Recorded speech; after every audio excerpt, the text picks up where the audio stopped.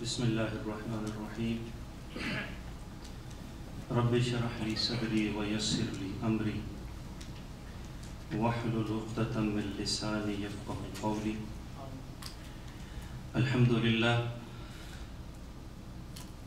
للہ رب العالمین والصلاة والسلام علی سید الانبیاء والمرسلین اما بعد فاعوذ باللہ من الشیطان الرجیم بسم اللہ الرحمن الرحیم لقد جاءكم رسول من أنفسكم عزيز عليه ما عنتم حريص عليكم بالمؤمنين رؤوف رحيم آمنت بالله صدق الله مولانا العظيم إن الله وملائكته يصلون على النبي يا أيها الذين آمنوا صلوا عليه وسلموا تسليما اللهم صل على سيدنا ومولانا محمد طب القلوب ودوائها وعافية الأبدان وشفائها ونور الأبصار وضيائها وعلى آله وأصحابه وبارك وسلم الصلاة والسلام عليك يا سيدي يا رسول الله وعلى آلك وأصحابك يا سيدي يا حبيب الله بندہ پروردگارم امت احمد نبی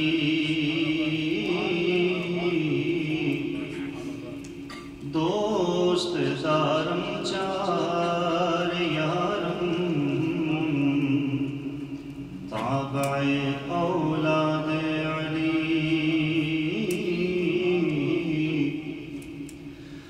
مذہب حنفیہ دارم ملت حضرت خلیل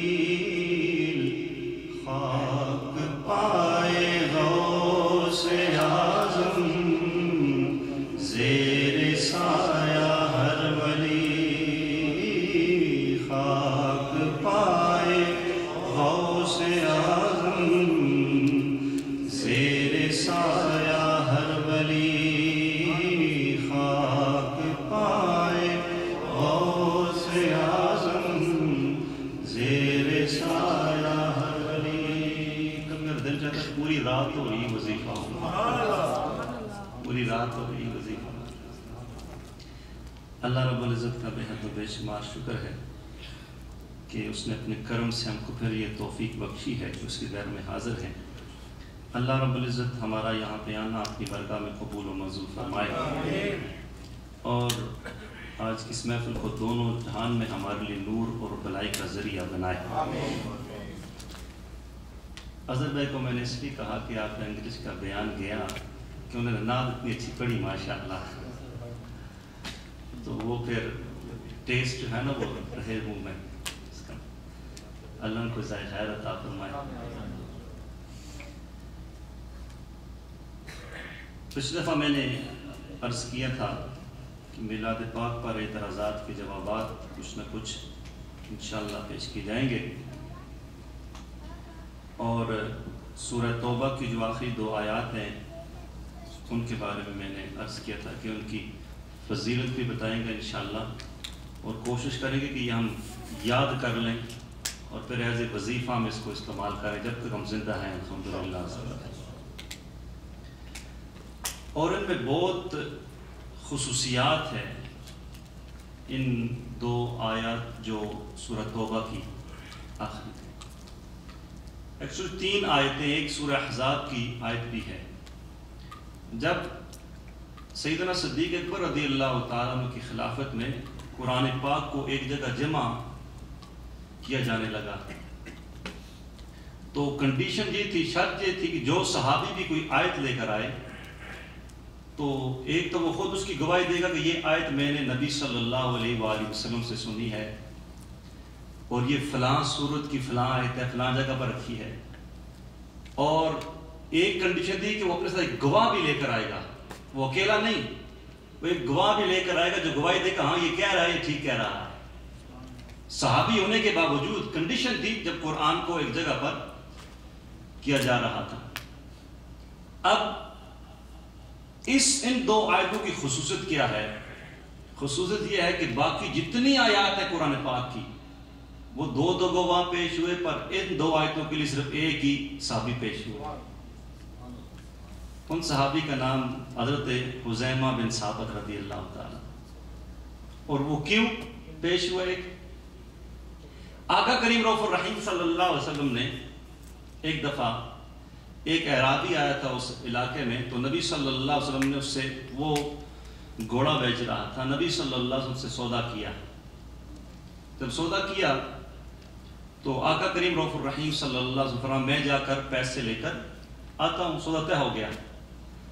تو جب آقا کریم رؤوف الرحیم صلی اللہ علیہ وسلم تشریف لے گئے تو پیچھے اس نے وہ گھوڑا کسی اور کو بیچ دیا۔ جب نبی صلی اللہ علیہ وسلم واپس تشریف لائے تو کہا میرا تو سودا ہو چکا تمہارے ساتھ۔ تو اس نے کہا جی آپ گواہ لے کر آئیں۔ تو حضرت خزیمہ بن ثابت رضی اللہ عنہ موجود تھے، تو انہوں نے کہا یا رسول اللہ میں گواہی دیتا ہوں کہ آپ کا سودا طے ہو چکا ہے، میں گواہی دیتا ہوں آپ کا سودا طے ہو چکا ہے۔ نبی صلی اللہ علیہ وسلم تم تو یہاں موجود ہی نہیں تھے اس وقت جب ہمارا سودا ہوا، اور تم ابھی کہہ رہے ہو کہ یہ طے ہو گیا سودا، میں گواہی دیتا ہوں۔ تو حضرت خزیمہ نے فرمایا یا رسول اللہ صلی اللہ علیہ وسلم آپ کے کہنے پر ہم نے رب کو رب مان لیا، آپ کے کہنے پر فرشتوں کو مان لیا، جنت و دوزخ کو مان لیا، روز آخرت کو مان لیا، بھئی ہوتی ہے اترتی ہے وہ مان لیا، سارا قرآن مان لیا۔ یہ تو پھر سودے کی بات ہے، دنیاوی بات ہے، آپ کے کہنے پر تو ہم نے ہر چیز کو مان لیا۔ تو جب یہ کہا تو اس کے بعد نبی صلی اللہ علیہ وسلم فرمایا خزیمہ کی ایک گواہی 2 کے برابر ہے۔ اب وہاں پر تو یہ بات سمجھ نہیں آتی تھی، اب شرعی رول، قرآن کا رول یہ ہے کہ گواہی 2 ہوگی تب مانی جائے گی۔ لیکن نبی صلی اللہ علیہ وسلم نے خصوصیت کے ساتھ اس ایک صحابی کو، دیکھو سیدنا صدیق اکبر ہیں، لیکن ان کی گواہی بھی 2 کے برابر نہیں کہا۔ کسی اور صحابی 1,24,000 میں صحابہ ہیں، کسی اور کی گواہی 2 کے برابر نہیں، صرف ایک صحابی ہیں ان کی گواہی 2 کے برابر۔ لیکن اس ساری کے پیچھے دیکھیں اس وقت کی وہ گواہی، پھر قرآن اکٹھا ہو رہا ہے، یہ 2 آیتیں جب آئیں نا، یہ 2 آیتیں سورہ توبہ کی آخری 2 آیتیں اور سورہ احزاب کی ایک آیت 23 ہے کہ 22 ہے غالباً، اس میں صرف کسی اور صحابی نے گواہی نہیں دی، صرف اکیلے حضرت خزیمہ بن ثابت تھے، وہ آئے تھے اور کہا کہ یہ بات، تو جب کہا گیا کہ آپ اور گواہی لے کر آئیں، ایک اور ساتھ بھی لے کر آئیں گواہ، تو فرمایا یا رسول اللہ تو میری گواہی 2 کے برابر کہا ہے۔ تو اس بات پر جو نبی کریم رؤوف الرحیم صلی اللہ علیہ وآلہ وسلم نے فرمائی تھی، ان 2 آیتوں کو سورہ توبہ کی جو آخری 2 آیتیں ہیں یہ شامل کی گا، صرف ایک اس صحابی رسول جن کو نبی صلی اللہ علیہ وسلم کی گواہی 2 کے برابر کہا گیا۔ اب اس آیات جو ہیں ان کا ترجمہ بھی شروع کرتے ہیں، اور اس کی فضیلتیں بھی بہت یاد رکھی۔ امام قرطبی رحمۃ اللہ تعالی علیہ فرماتے ہیں کہ اس کا وظیفہ، اس آیت کا لَقَدْ جَاءَكُمْ رَسُولٌ مِّنْ أَنفُسِكُمْ عَزِيزٌ عَلَيْهِ مَا عَنِتُّمْ حَرِيصٌ عَلَيْكُمْ بِالْمُؤْمِنِينَ رَءُوفٌ رَحِيمٌ، اس کا وظیفہ کوئی بھی تکلیف ہو، کوئی بھی مرض ہو، کوئی بھی مشکل ہو، اس سے نکلنے کے لیے یا مشکل سے بچنے سے اپنے آپ کو بچانے کے لیے اس کا وظیفہ کیا جائے، اور آپ خود بھی کرتے تھے۔ آپ کے مرشد گرامی نے کہا اے قرطبی تو نے مرنا نہیں ہے، یعنی موت سے حفاظت تک کے لیے اس کا وظیفہ ہے۔ فرمایا کیوں؟ فرمایا اس لیے میں تو دیکھ رہا ہوں کہ تیرا وقت قریب ہے، پر تو یہ جو آیتوں کا وظیفہ کرتا رہتا ہے، اس وجہ سے کیا تو نے مرنا نہیں ہے؟ اور جس دن امام قرطبی کا وصال ہوا اس دن آپ نے فجر میں یہ تلاوت نہیں کی، تو اس لیے اس کا وظیفہ بھی۔ اور پھر ایک آپ کو واقعہ پورا حضرت شبلی کا درود پاک کے حوالے سے اس کے ساتھ ریلیٹڈ بھی ہے، وہ تقریباً بیان کیا جاتا ہے کہ حضرت ابوبکر مجاہد رحمۃ اللہ تک کس طرح سے تکریم سے پیش آئے ابوبکر شبلی رحمۃ اللہ سے، اور پھر جب آپ کے شاگردوں نے کہا جی آپ ان کی اتنی کوئی عزت تکریم کر رہے ہیں، آپ تو انہیں دیوانہ کہتے ہیں، اور آج تو آپ نے جو عادت تھی اس کے برخلاف اب وہ آئے تو آپ کھڑے ہوئے پورا پروٹوکول دیا ان کو، اور ملاقات بھی کی، پیشانی پر بوسہ بھی دیا، معانقہ بھی کیا۔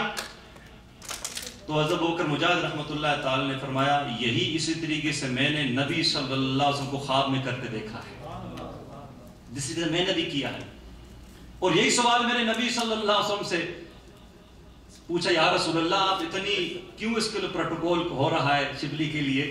فرمایا یہ جب نماز پڑھ چکتا ہے نا تو نماز پڑھنے کے بعد یہ آیت پڑھتا ہے لَقَدْ جَاءَكُمْ رَسُولٌ مِّنْ أَنفُسِكُمْ عَزِيزٌ عَلَيْهِ مَا عَنِتُّمْ حَرِيصٌ عَلَيْكُمْ بِالْمُؤْمِنِينَ رَوْفٌ رَحِيمٌ، اور پھر 3 دفعہ صلی اللہ علیہ یا محمد، صلی اللہ علیہ یا محمد، صلی اللہ علیہ یا محمد پڑھتا ہے صلی اللہ علیہ وسلم۔ اس وجہ سے میں نے اس کو اس بات سے نوازا ہے، تو اس لیے میں نے کہا یہ آیت کو یاد کر لیں، اس کو یاد کر لیں۔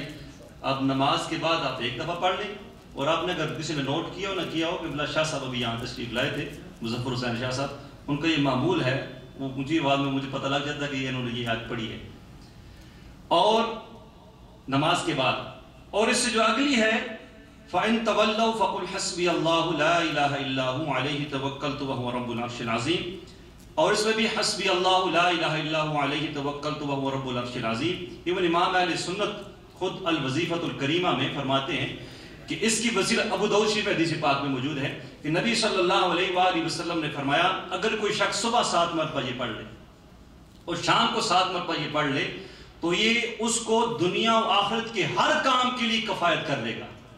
دنیا کے جتنے کام بھی ہیں، ایون دنیا نہیں آخرت کے جتنے کام بھی ہیں۔ پھر امام حسن فرماتے ہیں حضور غوث پاک سے کہ وہ 10 مرتبہ پڑھتے تھے اس کو، تو اس لیے میرا بھی طریق یہ ہے کہ میں اس کو صبح 10 مرتبہ پڑھتا ہوں، شام کو 10 مرتبہ پڑھتا ہوں۔ الوظیفۃ الکریمہ میں امام اہل سنت نے بھی اس کو فرمایا، تو ہو سکے اس لیے میں نے کہا یہ 2 ہیں سورۃ توبہ کی آخری 2 آیتیں، تو تاکہ ہم ان کو یاد بھی کر لیں، ان کا وظیفہ بھی کیا کریں، اور تاکہ ہمیں اس کی فضل و برکات جو ہیں وہ بھی ہمیں ملیں۔ اب ان آیتوں کے اندر کیا ہے، صرف میں نے سیکنڈ لاسٹ آیت پہ بات کرنی ہے جلدی۔ اس آیت میں نبی صلی اللہ علیہ وسلم کے 5 اوصاف ذکر کیے گئے ہیں۔ ان اوصاف کا مومن کے لیے جاننا ضروری ہے، وہ کون کون کے وصف ہیں جن کا ذکر آیت میں ہے، اور مومن کیوں ان کو نہیں جانتا؟ محبت کرنے والے کو چاہیے کہ نبی صلی اللہ علیہ وسلم کو ان اوصاف سے اس کو پتہ ہو۔ لَقَدْ جَاءَكُمْ رَسُولٌ مِّنْ أَنفُسِكُمْ، بے شک تمہارے پاس تشریف لائے تم میں سے وہ رسول، عزیز علیہ ما عنتم، جن پر تمہارا مشقت میں پڑنا گراں ہے، من انفسکم، اس کی ایک اور قرات بھی ہے، اور نبی کریم رؤوف الرحیم صلی اللہ علیہ وآلہ وسلم اس قرات سے بھی اس کو تلاوت کرتے تھے۔ اہل بیت میں سیدہ کائنات خود اس قرات سے تلاوت کرتی تھی، اور ازواج مطہرات میں بھی اس قرات سے تلاوت کرتی تھی۔ وہ کیا ہے کہ انفسکم پہ جو پیش ہے اس کو زبر سے تبدیل کرنا، انفسکم، تو کیا ہوگا کہ اب تم میں سے جو نفیس ترین ہیں وہ رسول کریم رؤوف الرحیم صلی اللہ علیہ وسلم، نفیس ترین، خوبصورت ترین، حسین ترین، اور پھر عزیز علیہ ما عنتم، جن پر تمہارا مشقت میں پڑنا گراں ہے۔ یعنی کہ مومن کو جب مشقت ہوتی ہے تو یہ نبی صلی اللہ علیہ وسلم کو پسند نہیں مشقت میں پڑنا۔ جس طرح آقا کریم رؤوف الرحیم صلی اللہ علیہ وسلم جب حج فرض ہوا تو نبی کریم رؤوف الرحیم صلی اللہ علیہ وسلم حج فرض ہو گیا۔ ایک صحابی وہ کھڑے ہوئے، فرمایا یا رسول اللہ ہر سال حج فرض ہے؟ نبی صلی اللہ علیہ وسلم خاموش رہے۔ پھر دوبارہ ہم نے سوال کیا کہ ہر سال حج فرض ہے؟ نبی صلی اللہ علیہ وسلم پھر خاموش رہے۔ پھر تیسری مرتبہ سوال ہوا یا رسول اللہ کہ ہر سال حج فرض ہے؟ تو نبی صلی اللہ علیہ وآلہ وسلم فرمایا اگر میں کہہ دیتا نا کہ ہر سال حج فرض ہے تو ہر سال حج فرض ہو جاتا، پر اب ہر سال حج فرض نہیں ہے، بلکہ زندگی میں جو استطاعت رکھتا ہو اس کے لیے 1 مرتبہ حج فرض ہے، ہاں اس کے بعد وہ کرے گا تو وہ اس کی طرف سے نفل ہوگا۔ تو یہاں پر آقا کریم رؤوف الرحیم صلی اللہ علیہ وآلہ وسلم کا یہ فرمانا کہ اگر میں کہہ دیتا تو ہر سال حج فرض ہو جاتا، تو اگر ہر سال حج فرض ہو جاتا تو تم ہر سال نہ کر سکتے تو مشقت ہوتی نا۔ اگر وہ کہہ دیتے نبی صلی اللہ علیہ وسلم نماز 5 وقت فرض ہے پڑھتے ہیں لیکن وہ کر بھی نہیں سکتا، کون کر سکتا؟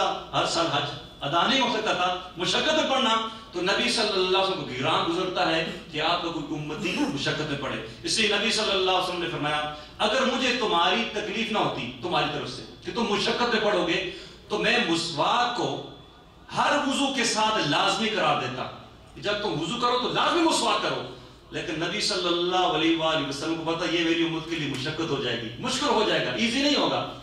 اگر اب ہوتا تو پھر کیا ہوتا؟ کون کر سکتا؟ اب بندہ پہلے مسواک ڈھونڈتا کہ مسواک ملتی تو وہ وضو کرتا، ایک اور نبی صلی اللہ علیہ وسلم فرمایا اگر مجھے تمہارا مشقت میں پڑھنا نہ دیکھتا تو میں عشاء کی نماز کو جماعت کو آدھی رات سے آخر تک مؤخر کر دیتا، اور اگر ایسا ہو جاتا تو کون جاگتا رہتا؟ بھی جاگتا رہتا 12 ہوں گے، 1 ہوگا تو میں عشاء پڑھوں گا۔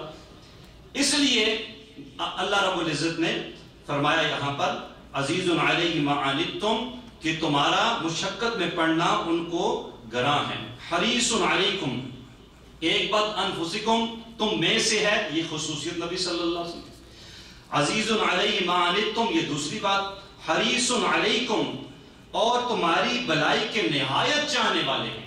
نبی صلی اللہ علیہ وآلہ وسلم کی کیا کوالٹی؟ تمہاری بلائی کے، مومنین کی بلائی کے نہایت چاہنے والے ہیں، بالمؤمنین رؤوف الرحیم اور مسلمانوں پر کمال مہربان رؤوف اور رحیم یہ اللہ کے صفاتی اسماء ہے، لیکن اللہ نے اپنے محبوب کریم صلی اللہ علیہ وآلہ وسلم کو یہ صفاتی نام عطا فرمائے۔ اب نبی صلی اللہ علیہ وسلم رؤوف ہے، نبی صلی اللہ علیہ وآلہ وسلم بھی رحیم ہے، اللہ بھی رؤوف ہے، اللہ بھی رحیم ہے، لیکن برابری نہیں ہے۔ نہ کوئی کہہ سکتا یہ برابر ہے۔ اللہ کا رؤوف اور رحیم ہونا ذاتی طور پر ہے، اور نبی کریم رؤوف الرحیم صلی اللہ کو رؤوف الرحیم ہونا رب کی عطا سے ہے، ڈفرنس ہے نا۔ اور پھر اللہ کا رؤوف الرحیم ہونا یہ ان لمیٹڈ ہے، یعنی کہ اس کو کسی بھی طور پر آپ کسی لمیٹیشن میں نہیں لے آ سکتے، لیکن آقا کریم رؤوف الرحیم صلی اللہ کو رؤوف الرحیم ہونا یہ لمیٹڈ ہے۔ لمیٹڈ کا معنی یہ بھی نہیں کہ ہاں دیکھنے اتنے لمیٹڈ ہیں، ہماری طرف سے پھر بھی ہم اس کو کاؤنٹ نہیں کر سکتے، شمار نہیں کر سکتے، پر جتنا بھی شمار کیا جائے ایک نہ ایک اس کی حد جو ہے وہ متعین ہے جو اللہ نے اپنے محبوب کو عطا فرمائی ہوئی ہے۔ تو یہ میں نے کہا اس آیت پر گفتگو کر کے میلاد شریف کے بارے میں چند گزارشات جو پچھلی دفعہ میں نے 2-3 پیش کی تھی، اور اس کو آگے کنکلوڈ مختصراً کرتے ہیں، کیونکہ آج یہاں سے پھر ہم نے کہیں اور بھی الحمدللہ محفل میلاد کا فیضان لینے کے لیے جانا ہے۔ جیسے میں نے پچھلی دفعہ کہا میلاد شریف کیا ہے، اس کی حقیقت کیا ہے، تو اس میں نے آپ کے سامنے یہ بیان کیا تھا مفتی احمد یار خان نعیمی رحمۃ اللہ تعالی کے حوالے سے کہ آپ یہ فرماتے ہیں بولو تو یہ معلوم ہونا چاہیے کہ میلاد شریف کی حقیقت کیا ہے اور اس کا حکم کیا ہے، پھر یہ جاننا ضروری ہے کہ اس کے دلائل کیا ہیں، کیونکہ ابھی بہت سے ایسے لوگ ہیں وہ ابھی تو ظاہر ہے میڈیا کا زمانہ ہے، کوئی اعتراض کر سکتا ہے، جو مرضی کر دے، اور پہلے تو چلو اعتراض تو پتہ لگا کس نے اعتراض ہے، اب تو پتہ بھی نہیں چلتا کون اعتراض کرتا ہے۔ کئی جن کی ساری زندگیاں بھی نا بظاہر طور پر ہمارے ساتھ نہیں ہیں اور مسلکن کے، قرآن جو ہے وہ سکھانے میں اور سیکھنے میں لگی، لیکن ان کے لوگ جب بیٹھتے ہیں اس طرح کہتے ہیں یہ نئی عید میلاد النبی، یہ کون سی عید آ گئی ہے، یہ نئی عید شروع کر دی انہوں نے۔ اب ہم دیکھیں گے کہ قرآن میں عید کا ورڈ ہے کہ نہیں ہے، آج بھی ذہن ہے، اور قرآن میں عید کا ورڈ ہے تو کس لیے استعمال ہوا ہے وہ عید کا ورڈ قرآن میں، اور پھر اگر ہم عید کہتے ہیں عید میلاد میں پہلے عید ہی آتا ہے نا، تو اس کی عید کے معنی کیا ہے، کیا یہ عرفی عید ہے، کیا یہ شرعی عید ہے، تو پھر جو اعتراض ہے اس کے جوابات خود بخود ہمیں آ جائیں گے۔ تو اس لیے فرماتے ہیں اس کے دلائل کیا ہیں یہ بھی معلوم ہونے چاہیے، اور میلاد شریف کی فرماتے ہیں حقیقت یہ ہے کہ حضور صلی اللہ تعالی علیہ وآلہ وسلم کی ولادت پاک کا واقعہ بیان کرنا، اور سیاستہ کی جتنی بھی کتب ہے نا 6 کتب احادیث کی، بخاری شریف، مسلم شریف ہوگی، سنن ابو داؤد ہوگی، سنن نسائی ہوگی، جامع ترمذی ہوگی، اور اس کے علاوہ ابن ماجہ ہوگی، اس میں سے میں اس لیے صرف ترمذی شریف ساتھ لے کر آیا ہوں۔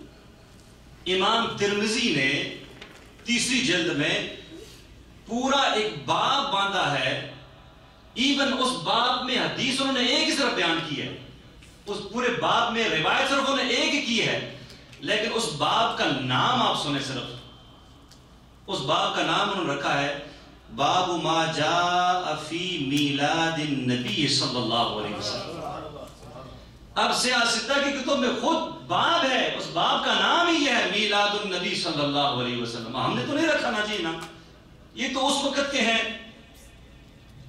اب یہاں پر فرماتے ہیں کہ اور اس میں کیا ہے، ولادت پاک کا واقعہ بیان کرنا، حمل شریف کے واقعات، میلاد شریف میں کیا ہے، حمل شریف کے واقعات۔ یہ میرے پاس مدارج النبوہ ہے، شیخ محقق عبدالحق محدث دہلوی رحمۃ اللہ تعالی، آپ فرماتے ہیں آج ہم کیا کر سکتے ہیں امتی ہوتے ہوئے، ہم کتنی خوشیاں کر سکتے ہیں، کس کس کو خوشخبریاں سنا سکتے ہیں، آپ فرماتے ہیں کہ جب نور محمدی صلی اللہ علیہ وسلم حضرت سیدہ آمنہ رضی اللہ عنہ رحم مبارک میں منتقل ہوا تو کیا ہوا سنیے. اب سنیے کیا ہوا. آپ فرماتے ہیں کہ اس رات کو عالم ملکوت میں ندا کی گئی. عالم ملکوت میں ندا کی گئی کہ سارے جہان کو انوار قدس سے منور کرو. ہم تو صرف اس اندر ہی لائٹیں لگاتے ہیں, ہم اتنے سورس بھی نہیں کہ باہر لائٹیں لگا سکے, لیکن ہم اندر ہی لگاتے ہیں. لیکن فرماتے ہیں کہ حدیثوں میں آیا ہے کہ سارے جہان کو انوار قدس سے منور کرو, اور زمین و آسمان کے تمام فرشتے خوشی و مسرت سے جھوم اٹھے, اور دروغہ جنت کو حکم ہوا فردوس اعلیٰ کو کھول دے اور سارے جہان کو خوشبوؤں سے معطر کر دے. اب میں تو نہیں لکھا, یہ شیخ محقق عبدالحق محدث دہلوی مدارج النبوہ میں لکھ رہے ہیں سارے جہان کو خوشبوؤں سے.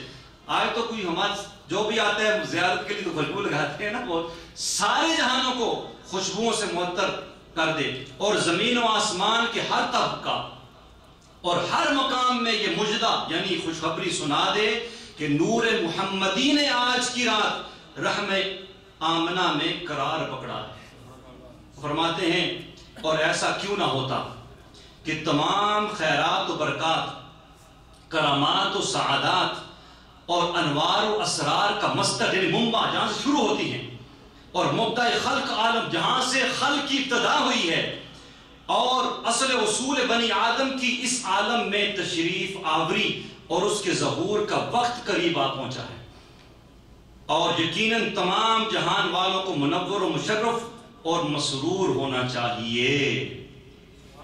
تمام جہان والوں کو. اب جو نہیں ہوتا تو اس کی اپنی مرضی ہے, نہ ہو, لیکن جو ہوتا ہے اس پہ اعتراض کیوں ہوتا ہے؟ شیخ مغل فرما رہے ہیں سارے جہان کو معطر کیا گیا. آگے بہت لمبا ہے, اس سے پہلے قریش کا کیا حال تھا, قریش کی بدحالی میں تھے, اور اس سال کو پھر کیا سال کہتے ہیں, یہ آگے اس کا بیان ہے. لیکن آپ فرماتے ہیں سبحان اللہ, آگے بہت سا بیان کر کے بہت سا آگے بھی, میں وقت نہیں میرے پاس, فرماتے ہیں سبحان اللہ, جب آپ کے حمل مبارک کا روب و دبدبہ کا یہ عالم ہے تو آپ کی ولادت مبارکہ کا حال کیا ہوگا. یہ وہ شیخ موقف ہے. اب ان کو ماننے والے آج چینج ہو جاتے ہیں, ان کی اپنی مرضی ہے. اور یہاں تو یقین مانے ایسی سی دنیا بھی ہے اس میری لینڈ میں جو اب چینج ہونا چاہتے ہیں. تمہیں پتہ لگ گیا ہے کہ یہ کام نہیں چل سکتا, کب تک ہم خلاف کریں گے میلاد. لوگ جو آتے ہیں ہماری مساجد میں وہ میلاد منانے والے ہیں, اور ہم ان کے خلاف فتویٰ دیں گے تو پھنس جائیں گے. چلو ان کو ملانے کے لیے کچھ نہ کچھ کر دو تاکہ ان کا بھی حصہ بڑھ جائے. وہی لوگ جو کہتے تھے کہ میلاد شریف جو جلوس نکالتے ہیں یہ جہنمی ہیں, اور آج وہی لوگ میلاد منا رہے ہیں. بڑی حیرانگی ہوتی ہے, یقین مانیں بہت بڑی حیرانگی ہوتی ہے. تو فرماتے ہیں کہ آگے حمل شریف کے واقعات کو بیان کرنا یہ میلاد شریف ہے.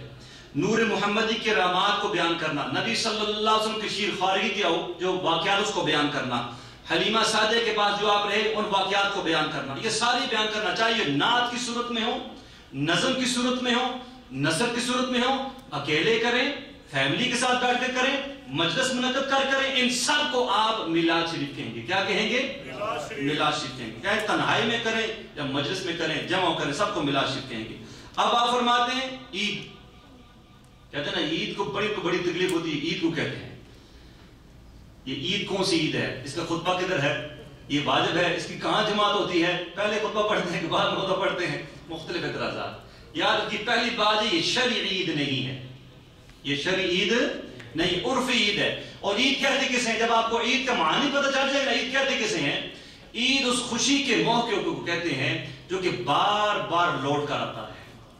اس خوشی کا موقع جو کہ بار بار لوٹ کر آئے اس کو کیا کہتے ہیں؟ عید. اب قرآن مجید فرقان حمید میں کیا اس کا بیان ہے؟ آئیے سورہ مائدہ ہے, اور سورہ مائدہ کا نام مائدہ, میں دن کو سوچ رہا تھا یہ جو ذکر ہے مائدے کا یہ تو آخر میں جا کے آتا ہے, لیکن نام سورت کا سورہ مائدہ ہے. جب دیکھو یاسین ہے نا تو شروع میں آ گئے یاسین تو نام یاسین ہو گیا. سورہ رحمان الرحمن سورہ رحمان ہو گیا. تبارک الذی سورہ تبارک الذی, عما یتساءلون سورہ عما یتساءلون ہوگی. لیکن اتنے آخر میں جا کے مائدہ کا ذکر ہے اور نام اس کا شروع میں مائدہ دے دیا گیا. اب مائدہ ہے کیا؟ عیسیٰ علیہ السلام کی قوم نے حواری نے کہا کہ آپ دعا کریں, دعا یہ کریں کہ آسمان سے ہمارے لیے کھانا نازل ہو. آسمان سے کیا نازل ہو؟ پکا پکایا کھانا ہو. میں تھکے ہیں پکا پکا کے، جو بھی ان کی ریزن تھی، پکا پکایا کھانا ہو جو آسمان سے نازل ہو. تو عیسیٰ علیہ السلام نے کہا کہ کیا تم کو اللہ پہ یقین نہیں ہے، بلیو نہیں ہے، ایمان نہیں ہے؟ انہوں نے کہا ایمان تو ہے لیکن ذرا آنکھیں ٹھنڈی ہو جائیں گی، ذرا دل کو سرور مل جائے گا. پکا پکانا کھایا ہمارے سامنے آئے گا، ہمارے لیے آئے گا. بھائی تو آپ کے لیے آتی ہے، آپ کو پتا خفیہ کلام کیا ہوتا ہے، یہ ہمیں پتہ چل جائے گا. تو جب پکا پکایا کھانا آئے گا تو ہماری آنکھیں ٹھنڈی ہوں گی. تو پھر عیسیٰ علیہ السلام نے دعا کی. اس دعا کا ذکر اللہ نے قرآن مجید میں کیا ہے سورہ مائدہ میں. دعا کیا ہے؟ ربنا انزل علینا مائدة من السماء تكون لنا عيدا لأولنا وآخرنا. اے اللہ سے دعا کی. جب عیسیٰ علیہ السلام کو ہم نے کہا دعا فرمائے کہ پکا پکایا کھانا آ جائے ہمارے لیے، تو عیسیٰ علیہ السلام نے اللہ کے حضور دعا کی، اے اللہ انزل علینا مائدة من السماء، آسمانوں سے ہمارے لیے مائدہ نازل فرما. آسمانوں سے ہمارے لیے مائدہ نازل فرما. تکون لنا عید لأولنا وآخرنا. صرف عید ہی نہیں کہا، تاکہ یہ ہمارے لیے عید ہو جائے. کیا ہو جائے؟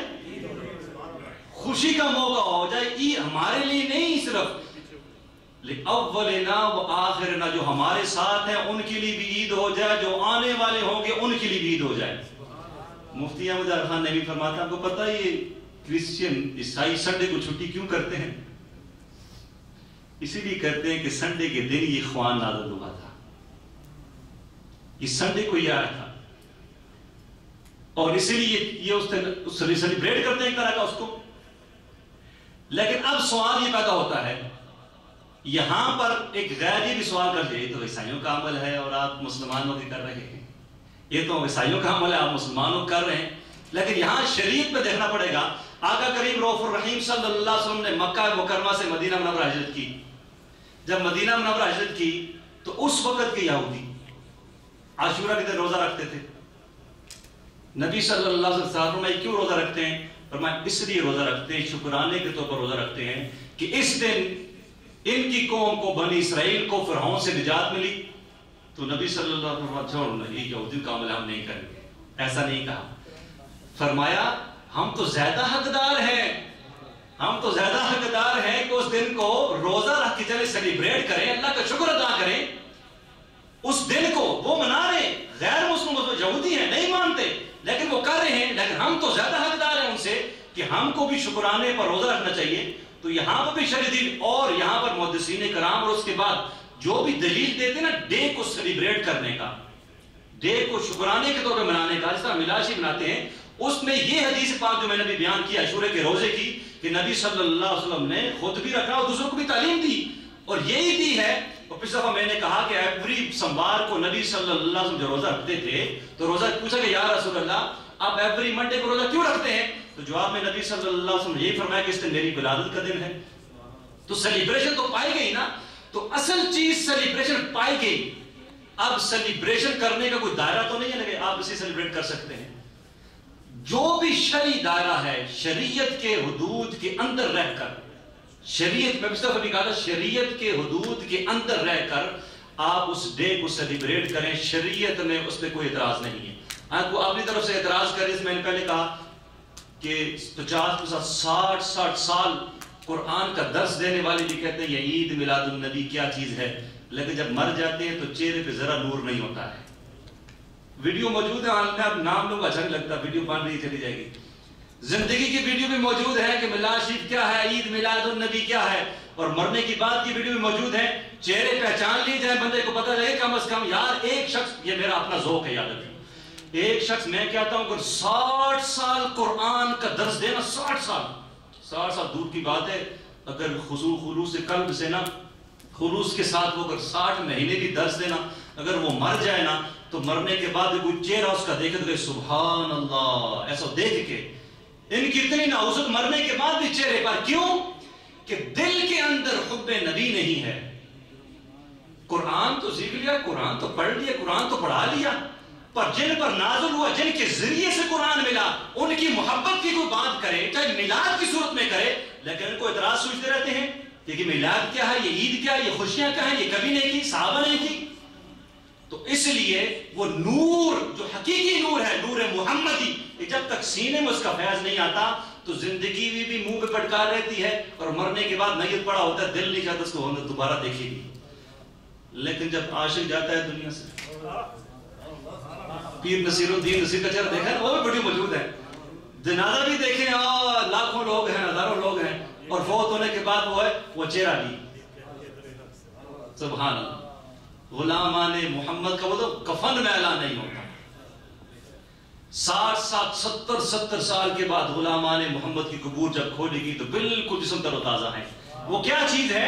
کیونکہ غلامی کا جو پٹا ہے نا، وہ صرف نہیں ہے نیچے، اس کو نیچے نہیں چھوڑا، چھوڑنے کی چیز اس کو فوراً اپنے گلے میں ڈال لیا، اور ایسا گلے میں ڈال دیا کہ پھر وہ مرتے دم تک نکلا نہیں۔ جب مرتے دم تک نکلا نہیں تو پھر قبر میں اسی پٹے نے کام آنا ہے، قبر میں اسی پٹے نے کام آنا ہے۔ جب آقا کریم صلی اللہ علیہ وسلم کے بارے میں سوال ہوگا تو کہیں گے ان کی تو خوشیاں ہم کرتے تھے، ہر سال کرتے، جگہ جگہ محفل ہوتی تھی، ذکر ہوتا، ہم خوش ہوتے تھے۔ یہ نہیں کہتے یہ بدعت ہے، یہ لائٹیں کہاں۔ اس دن ایک بندہ یہاں پہ آیا، عصر کی نماز تھی، وہ انٹر ہوا تو اس کے چہروں میں نے دیکھ لی، اس کو لائٹیں اچھی نہیں لگی۔